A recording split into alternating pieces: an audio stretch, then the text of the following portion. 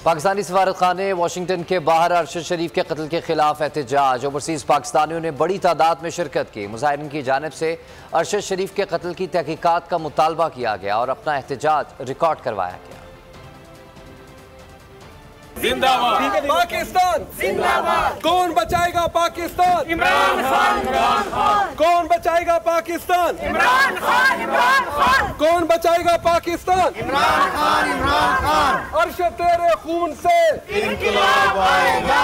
अरशद तेरे खून से इंक़िलाब आएगा। अरशद तेरे खून से इंक़िलाब आएगा। अरशद तेरे खून से इंक़िलाब आएगा। नामंजूर, नामंजूर। अरशद तेरे खून से इंक़िलाब आएगा। अरशद तेरे खून से इंक़िलाब आएगा। अरशद तेरे खून से इंक़िलाब आएगा।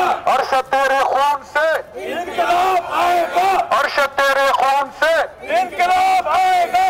अरशद तेरे खून से इंक़िलाब आएगा। अरशद तेरे खून से इंक़िलाब आएगा।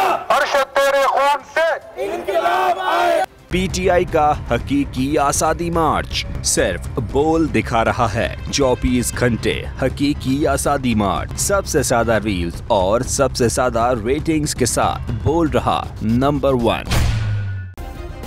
सब्सक्राइब करें और बेल दबाएं ताकि कोई खबर रह न जाए।